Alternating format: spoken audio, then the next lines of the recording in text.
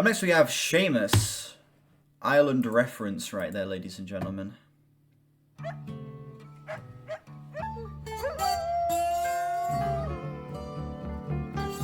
Hey, we got some actual live dog recordings on this. That was fucking terrible.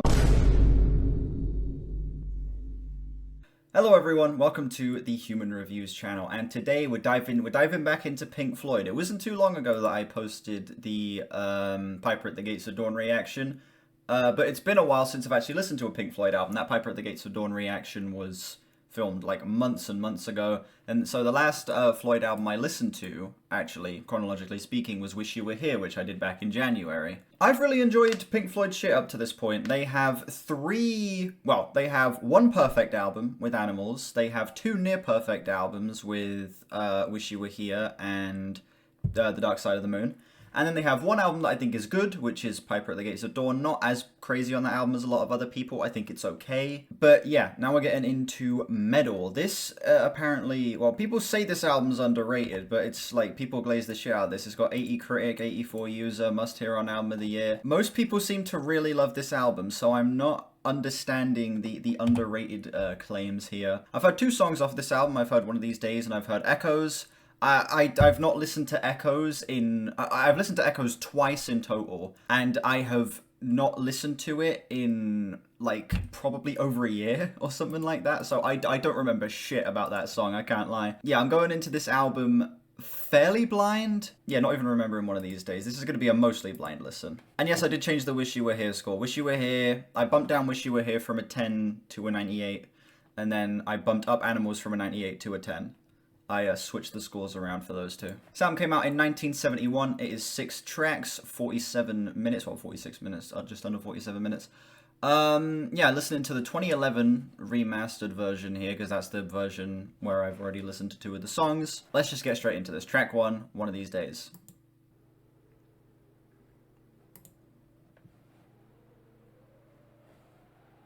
Okay, starting off with some wind noises.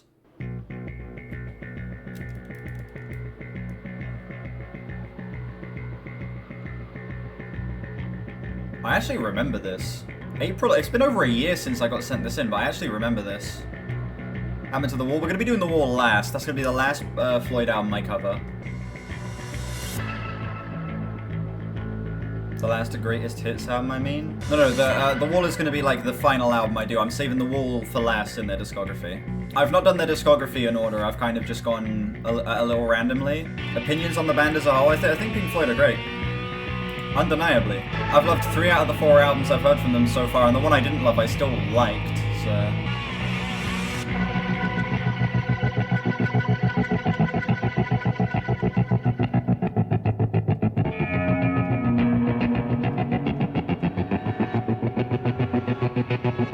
And these atmospheric elements are fucking incredible.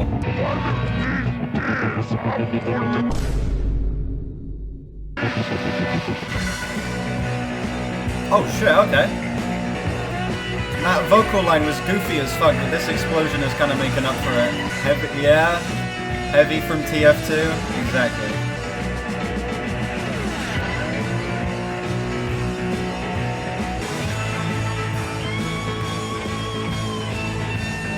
Wow.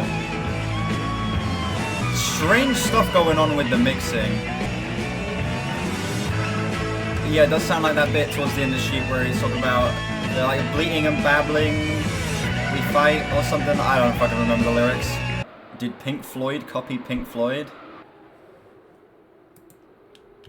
Great transition, wow. Yeah, One of These Days, I still think that's a really great track. Looking at it as an opener as well, kind of adds, I don't know, an extra interesting bit of context to this song as it being like an atmospheric, kind of feeling like it's lowering you into the world of this album. I don't know how I feel about it being an opener. That part of me thinks it's kind of genius, and then half of me thinks it's a little bit of an odd choice. I don't know. I think just the song as a whole is fantastic, but it's strange that it is the opener to this album, and I think I'm going to need the context of the next couple of tracks for that choice to fully lock into place for me.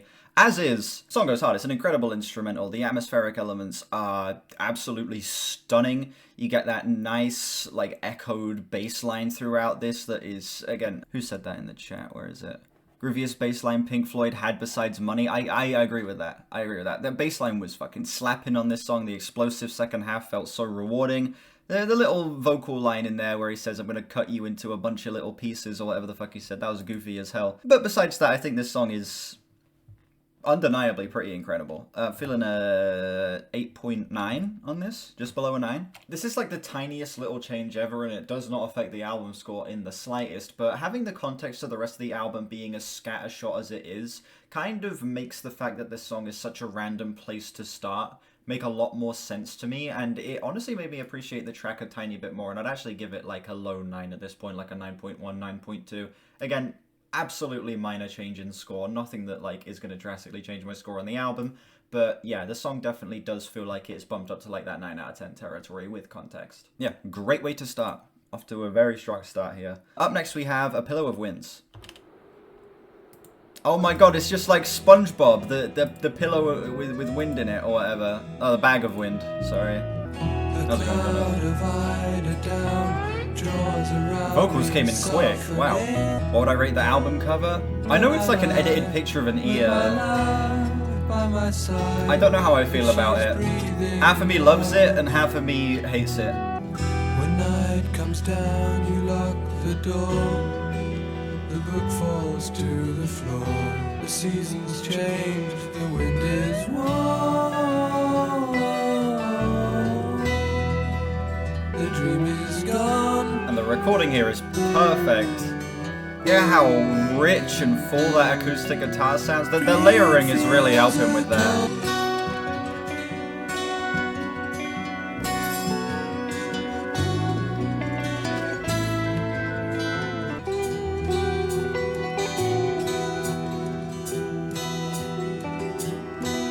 I also like how the acoustic is like taking priority in the song. You get a little bit of electric guitar in here, but the acoustic is really leading the track. That's nice. By the way, guys, I'm messing about with this thing while I'm listening. I don't know what this is. It's just kind of lived on my desk for a while. I don't know what it is, but it's fun to play with. Autism activated. Shut up. I am focused on the music. This is helping me focus. Playing with this. I've noticed that like fidgeting with something really helps me focus on music. Is this folk? It's definitely a folky song. Especially, you know, you got the stepped hi-hats on the upbeats, the actual melodic elements that the guitars are kind of playing with here.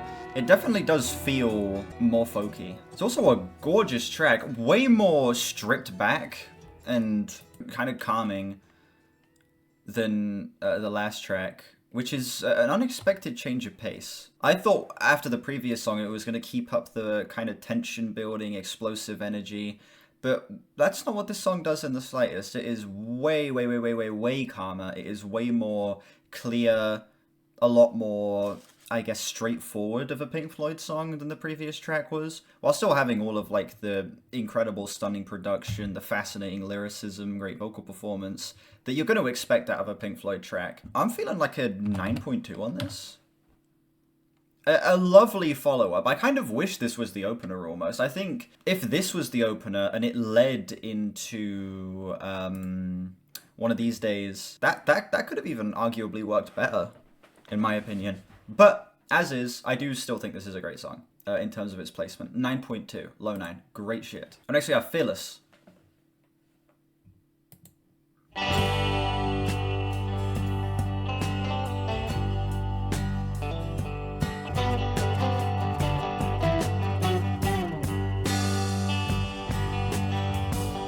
So we just getting more folky across the board. This kind of has some like almost country twang to it. Oh yeah, folk rock is one of the genres listed under the album, to be fair. Sounds like House of the Holy. I could actually see, voice crack, I could actually see a little bit of comparison between this and the more folky Zeppelin tracks. You pick the place and I'll choose the time. And I'll climb. Whoa, that was abrupt as fuck. And as I rise And that bass is fucking everything to this section right now. Jesus Christ. The way it just graciously slides down there. Absolutely gorgeous.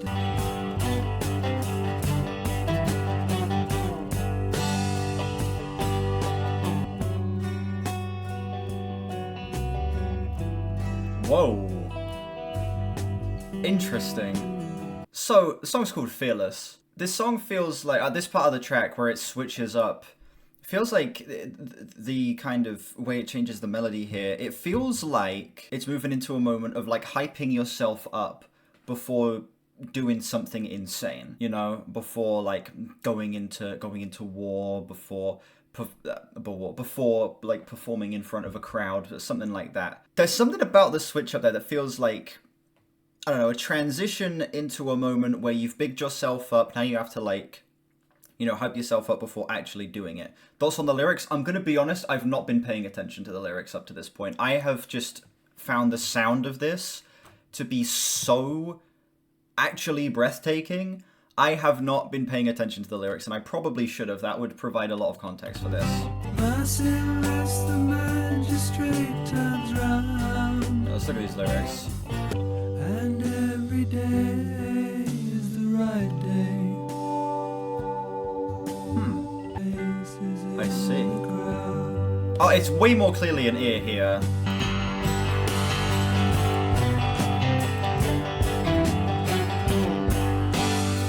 Okay, so this is a song about proving himself.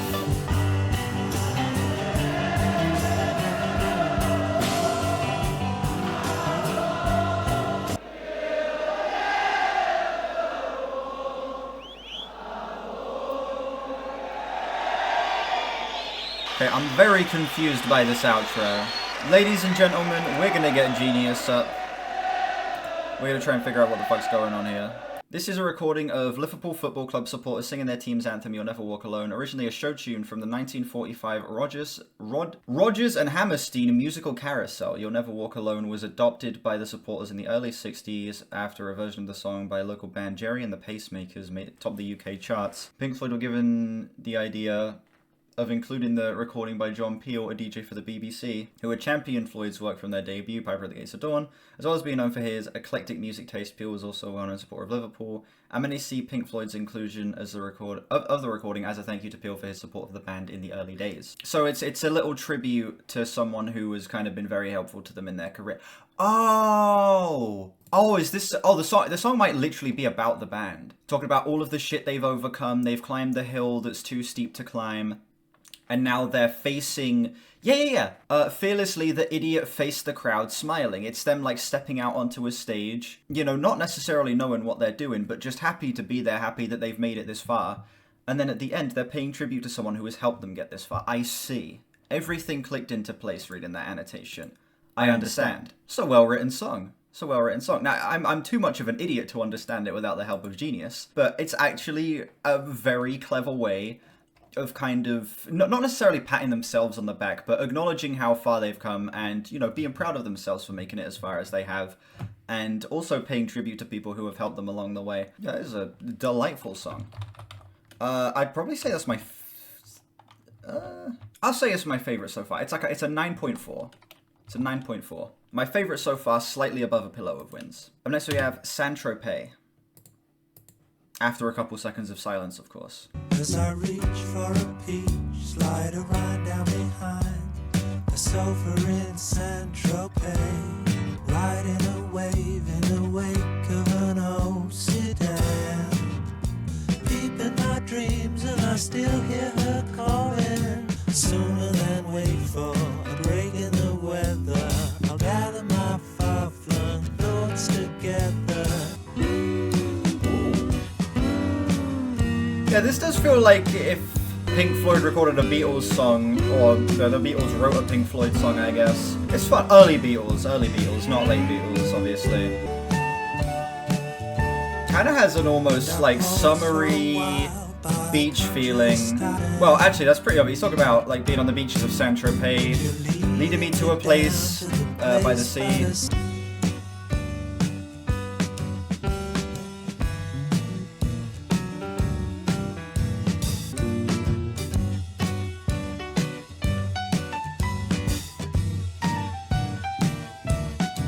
chat is this does feel like this could inspire Ween a lot.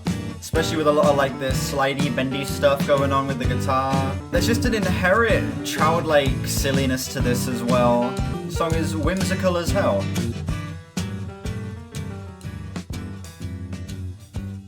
The song is the weakest so far, but only by like a little bit. I give that track like a solid 8.5, 8.6. I don't know, that's just the most carefree, silly, whimsical song on the album up to this point. About chilling on a beach in Tropez, digging for gold, opening books, hear your soft voice calling to me, making a date for later on the phone, drinking champagne like a good tycoon, stuff like that. He's talking about living the good life, which I guess could maybe be a follow-up to the previous track where, you know, the band are proud of how far they've come and now they get to enjoy just the spoils of getting to chill on a beach in Tropez. I don't know. I really like that track. Not the best on the album up to this point, definitely not. It definitely feels like it's the least ambitious, especially with it being essentially just a callback to like, you know, early 60s music. I wish maybe it did have a little bit more of the unique Pink Floyd stamp, but as is, it's a great track regardless. It's really fun. Up next we have Seamus. Island reference right there, ladies and gentlemen. I was in the kitchen. Seamus, that's the dog who's outside.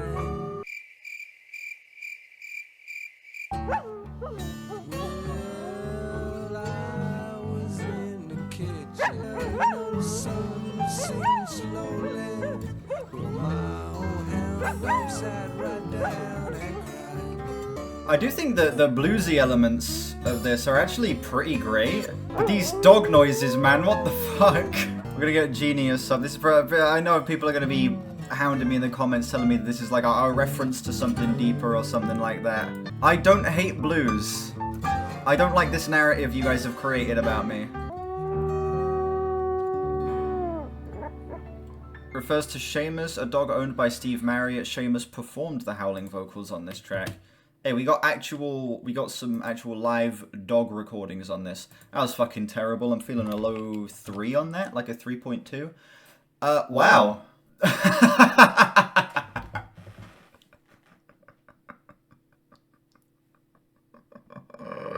What the fuck, man? What was that? Why? That's two minutes of extra runtime for the album, I guess. Sure. Why not? There's a 60s jazz throwback and now a 30s blues throwback. Yeah. I don't know. I definitely... Can we go back to the jazz throwback, maybe? I feel like the jazz throwback worked a little better than that 30s blues throwback. He's low IQ. Look, I think the bluesy elements of that song were fun, but the howling dog noises, like, irritating is such a soft word to describe it. I wish I could think of a word stronger than irritating or aggravating to describe the dog noises. Why do I hate I don't hate Seamus. The dog was probably cool. I love dogs. But the dog noises did not work over this song. Next up, Echoes, ladies and gentlemen. That's right, we're here. We have half the album's runtime right here. Could you get an instrumental? If it was just an instrumental, it probably could have gotten a higher score. Without, like, the dog noises. This one's for all the marbles, ladies and gentlemen. Because this takes up half the album, this is gonna count for half the album's score right here. It's funny. The album feels like it's kind of just been everything leading up to this moment, up to this point. The rest of the album has felt so disjointed and disconnected. It's just kind of felt like they made Echoes and then kind of needed a few other songs to go to make an album with Echoes on it. That's kind of the impression I get of the album up to this point. The songs they made are great for the most part, but still, I can't shake the feeling that the rest of the album kind of exists for this song. It's considered the first big Pink Floyd song in their prog rock era and is considered the preview to Dark Side of the Moon. A song about humans and how amazing it is the way they reach each other. The lyrics bear inspiration to John Lennon's Across the Universe, which is alluded to in some lines, and it's the only song on the album to feature vocals from Richard Wright.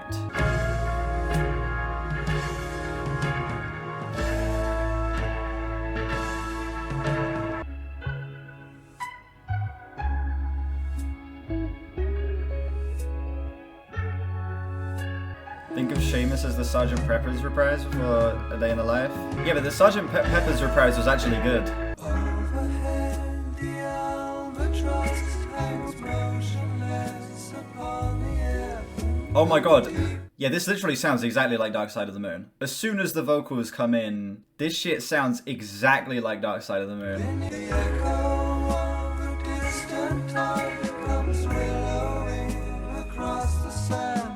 The multiple vocal takes, the subtle swing to everything, the way the melodies are so unclear. There's a certain hint of mystery to the direction the melodies take.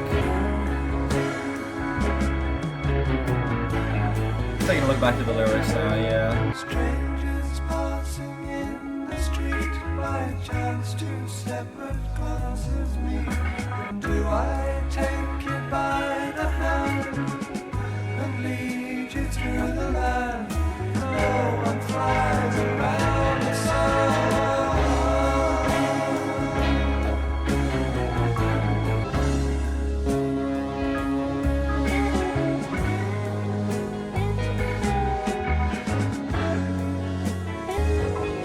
Kind of bringing over a little bit of the jazziness of San Tropez over to the solo here.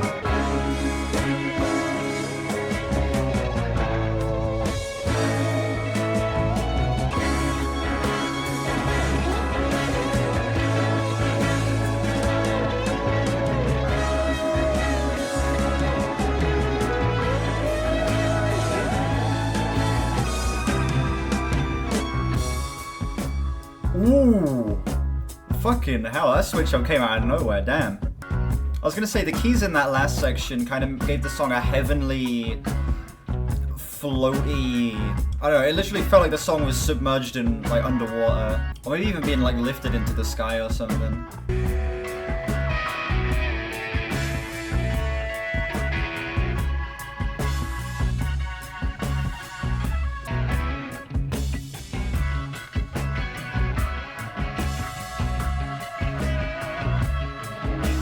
Damn, this is dragging, yeah.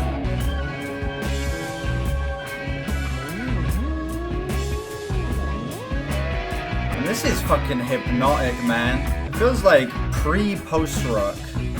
It's like the dumbest sentence ever, but the way these elements are slowly stacking on top of each other, the way it's just the same repeating, like, motif over and over again, feels very post-rock. This is actually Swans, exactly. The guitar is so rattly, it feels like a sudden element of darkness being thrown into this genuinely heavenly instrumental. Oh yeah, that's like me with like most modern Swans songs. It's like listening to The Glowing Man. Anytime I listen to it, it feels like a 10-minute song, when it's actually like pushing 30 minutes. Interesting fade. See, but it's fading into something more sinister. Okay, the darker elements are kind of brought up in the mix as the more heavenly instrumental falls into the background. Whoa.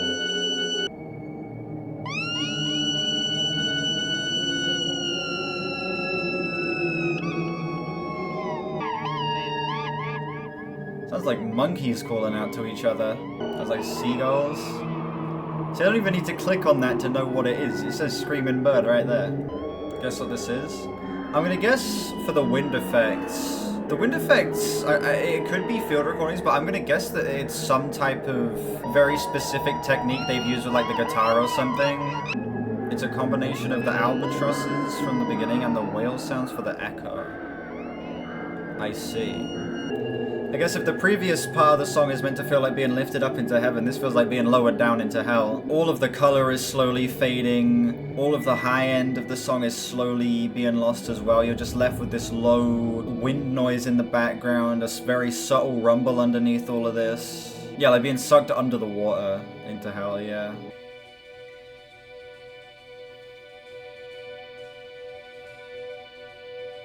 That's pretty cool. As that ride cymbal was fading in, it kind of was brought up and then down a little bit and up and down a little bit. Kind of feels like it's fighting to bring itself up to the front of the mix. So blatantly copying Autobahn, exactly. Bought this on 8-track 50-something years ago. Hey, fair enough. It's ripping off Fleetwood Mac's Albatross. I don't care who it's ripping off, this shit sounds perfect. I love the structure of this track and the way they have each section transition into each other. It's such a slow fade. You don't even notice it's happening until you're in the next section. Can I do a Fortnite dance on the drop? No, I'm good.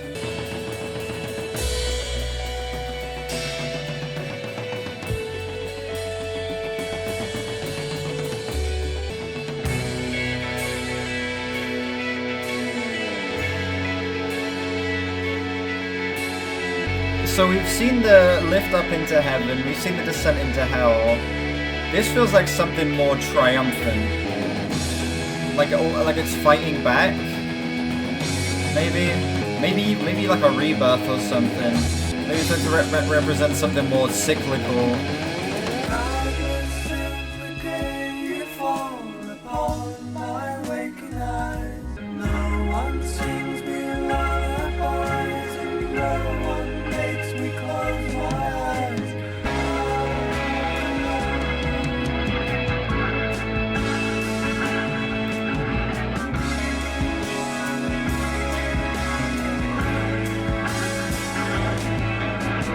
Oh my god.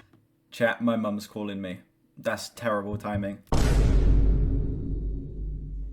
Literally, the timing could not be worse. I'm not restarting the song.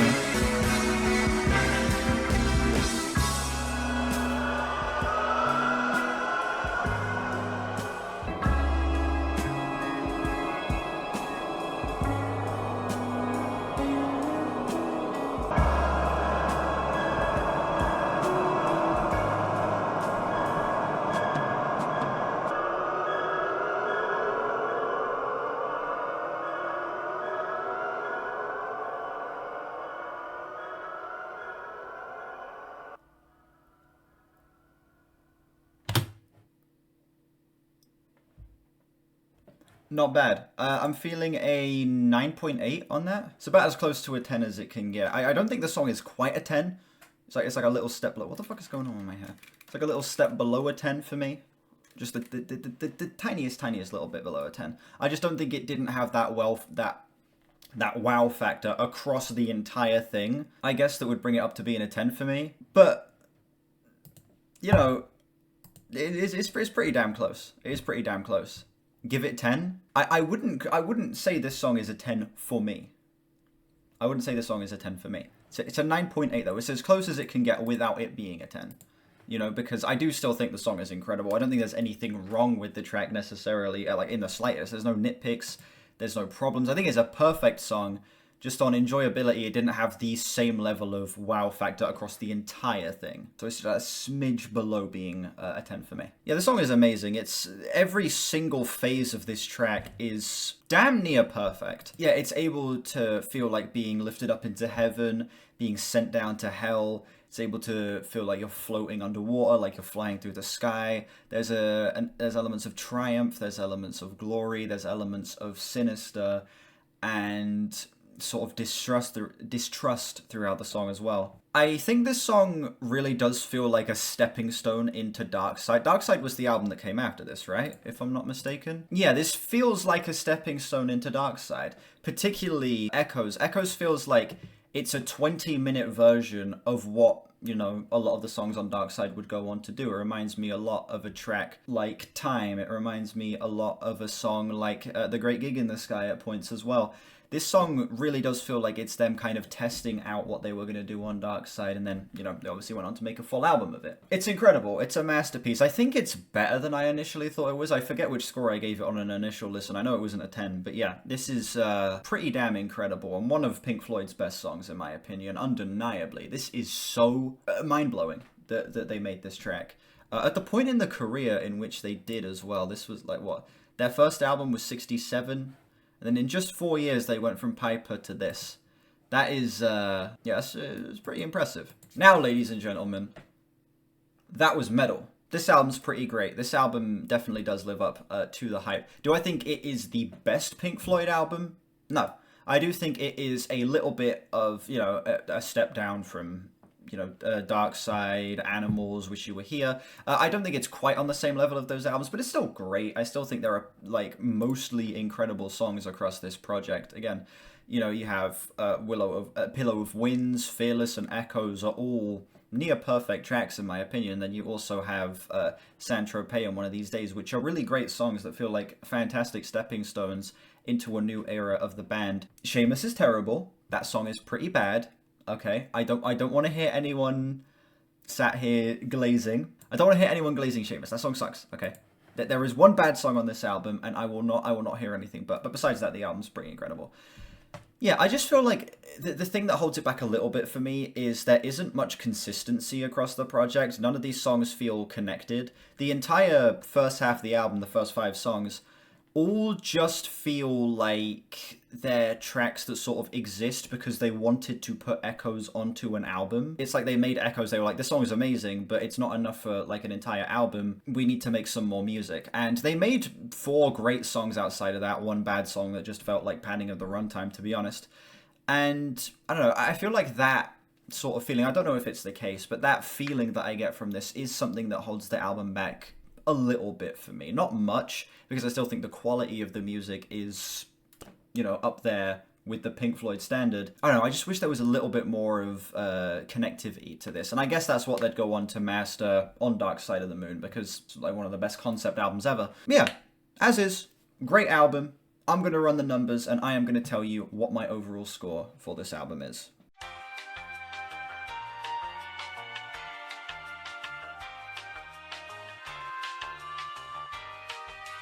Sounds about right. I am feeling an 8.8 out of 10 on this album. An 88. That places it firmly in 4th place of the 5 Pink Floyd albums I've heard, but again, the lowest score is a 7, like a solid 7 that I've given any of their albums. So, we're 5 for 5 in terms of good albums in the Pink Floyd discography right now. I don't think there's not a single project of theirs I've even been mixed on up to this point since Piper Grew on Me to Be a 7. I think all of their albums are at the bare minimum good as of right now, and this is a great album. It's a high 8 for me. Just not my favorite of theirs. I think there's a couple things that they would obviously go on to clean up further on down the line in terms of like their discography, and a little bit of that connectivity is lost here, but the songs themselves are great, and I could see this honestly growing on me, returning to it. Maybe having this on as a background album while playing like Minecraft or something can make it grow on me a decent bit. Just for the people watching the video who haven't seen my other Floyd videos, I'm gonna rank every Floyd album that I've heard up to this point. We'll do a little worst to best on Pink Floyd so far. So, coming in at number 5, Piper at the Gates of Dawn. Good album, not a great album, little bit too ambitious, but the songs are pretty fun. Number 4, Meddle. Great album, feels more like a stepping stone than it does a complete standalone project, but, the songs themselves are great, so I can't complain. Number 3, Dark Side of the Moon, one of the best concept albums ever, near perfect, just of the top 3, it's my personal least favorite. Number 2, we have Wish You Were Here, a deeply emotional, expansive, gorgeous rock album. This and Animals are like neck and neck. But number 1, Animals, it's a 10 for me. One of the best prog rock albums ever made. Insane that album even exists. There's your ranking of all 5 Floyd albums that I've heard up to this point. Thank you all so much for watching this video. Let me know what you think of this album down below and how it compares to other Floyd albums for you. You can check out my reactions to every other Floyd album. They will be on a card at the end of this video in a playlist. Links in the description to my Discord, my album of the year, my Twitter, and my other channels. Check those out if you haven't. Like and sub if you haven't. We're on our way to 3K. And I'll see you all whenever I next stream or upload. Bye bye.